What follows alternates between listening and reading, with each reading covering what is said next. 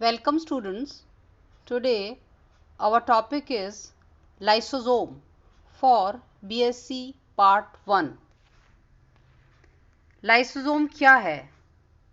जंतु कोशिका या एनिमल सेल के साइटोप्लाज्म में कोशिका द्रव में पाए जाने वाले आवरणयुक्त गोल गोल थैलीनुमा आकृतियां जिन्हें लाइसोसोम कहते हैं, ये कोशिकीय पाचन में मदद करती हैं।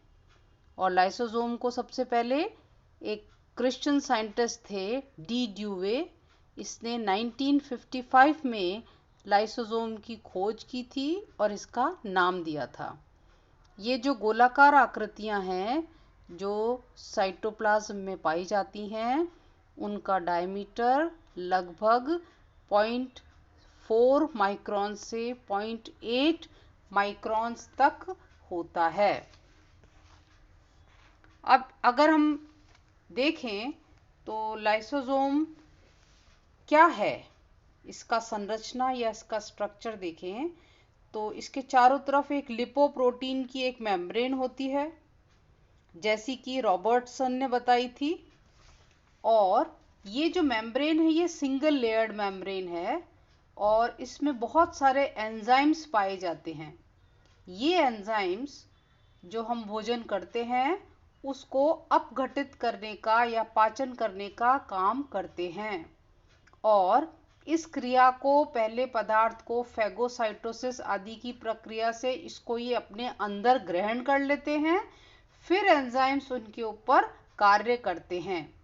यानी लाइसोसोम्स के अंदर जो मैट्रिक्स पाया जाता है उसके अंदर वैक्यूल्स या कुणिकीय पदार्थ ये भी पाए जाते हैं। तो किसी भी लाइसोसोम की अगर आंतरिक संरचना को देखें तो वो एक सिंगल संरचना नहीं होती। कुछ लाइसोसोम ठोस होते हैं और कुछ के अंदर कुछ पार्टिकल्स पाए जाते हैं, कुछ डेंस होते हैं, कुछ ग्रैन्युलर होते हैं।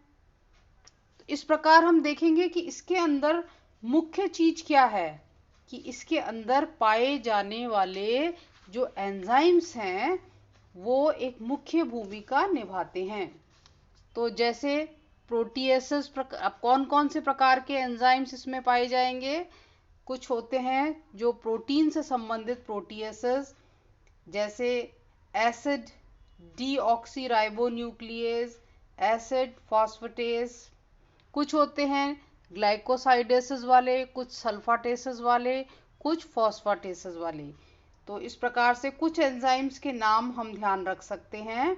एसिड राइबोन्यूक्लियेसेस, अल्फा मेनोसिडेस, कोलेजिनेस, एस्टरेजेस, पेप्टाइडेसेस, लाइसोजाइम, कैथेप्सिन ए व बी, फॉस्फोप्रोटीन फॉस्फेटेस आदि कुछ एंजाइम्स इनका नाम हम याद रख सकते हैं। हमने देखा है कि इसका स्ट्रक्चर किसी एक प्रकार का नहीं होता, ऐसे में इसे बोलते हैं पॉलीमॉर्फिज्म। पॉलीमॉर्फिज्म का अर्थ हुआ कि कोशिका के अंदर जो हम लाइसोसोम देखते हैं वो मूलतः 4 प्रकार के वैज्ञानिकों ने खोजे। तो उन्होंने कहा कि इसका कोई एक रूप नहीं है। सबसे पहले अब 4 मुख्य प्रकार कौन कौन से हैं? प्राथमिक अथवा मूल लाइसोसोम या प्राइमरी लाइसोसोम, इसको स्टोरेज ग्रैन्यूल्स या संग्रह कण भी कहते हैं। छोटे छोटे कण हैं जिनके भीतर एंजाइम्स पाए जाते हैं। दूसरा है सेकेंडरी या द्वितीयक लाइसोसोम, इनको हीट्रोफेगोसोम्स भी कहते हैं या कभी कभी पाचक रसधानियां या डाइजेस्टिव वैक्यूल्स भी कहते हैं। इनमें अंतर्ग्रहण किए हुए जो पदार्थ होते हैं जिनको ये लेते हैं अपने अंदर, एंजाइम्स झिल्ली के द्वारा कैद रहते हैं जहां पदार्थ का जल अपघटन होता है। तो मूलतः प्राथमिक लाइसोसोम के द्वारा भोजन को अंदर लिया जाता है और फिर धीरे धीरे एंजाइम्स की क्रियाएं इनको पाचन करती हैं, इनका पाचन करती हैं। तो इनका निर्माण कभी कभी फैगोसोम या पिनोसोम द्वारा भी हम कहते हैं इनके कॉम्बिनेशन से होता है। तीसरा प्रकार है अवशिष्ट काय या रेजिडुअल बॉडी। ये द्वितीयक लाइसोसोम यदि भोजन को पूर्णतः पाचन जब नहीं हो पाता तो जो बचा हुआ पार्ट है, जो पचता नहीं है, अपशिष्ट पदार्थ, इसको हम अवशिष्ट काय भी कहते हैं। चौथा प्रकार है स्वभक्षी धानिकाएं या ऑटोफेजिक वैक्यूल्स। इनको ऑटोफेगोजोम भी कहते हैं। एक प्रकार की ये शारीरिक क्रियात्मक दुरावस्था के दौरान बनते हैं ये। और ये इस प्रकार की जो लाइसोसोम में स्वयं ही कोशिकाओं के अवयव जैसे कि माइटोकॉन्ड्रिया या एंडोप्लाज्मिक रेटिकुलम, इनके टुकड़े पाए जाते हैं जिनका कि पाचन होता रहता है।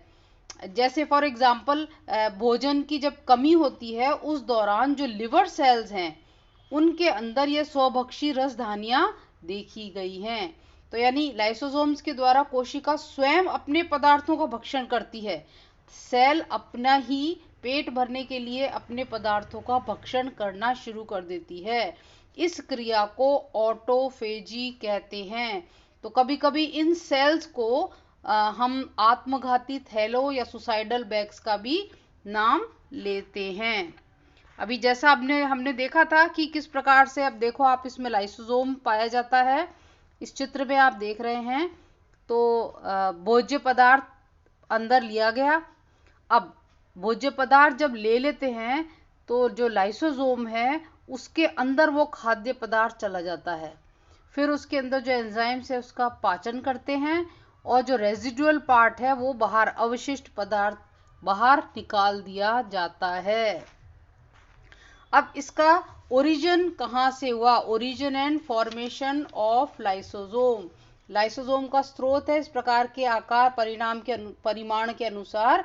ये मुख्यतः तो हम निम्न है, जैसे एक्स्ट्रा सेल्यूलर ओरिजिन या बाह्य कोशिकीय उद्गम, जैसे पिनोसाइटोसिस की विधि द्वारा सेल के अंदर होता है। दूसरा है ओरिजिन फ्रॉम गोल्जी बॉडीज, तो जो गोल्जी कॉम्प्लेक्स पाए जाते हैं सेल में उनके द्वारा इसका एक उद्गम होता है। छोटा सा लाइसोसोम बनेगा जिसके चारों तरफ गोल्जी बॉडी की मेम्ब्रेन आ जाती है। तीसरा है जैसे ओरिजिन फ्रॉम एंडोप्लाज्मिक रेटिकुलम, तो नोविकोव नामक वैज्ञानिक ने 1965 में सबसे पहले बताया था कि एंडोप्लाज्मिक रेटिकुलम से भी लाइसोसोम बनते हैं।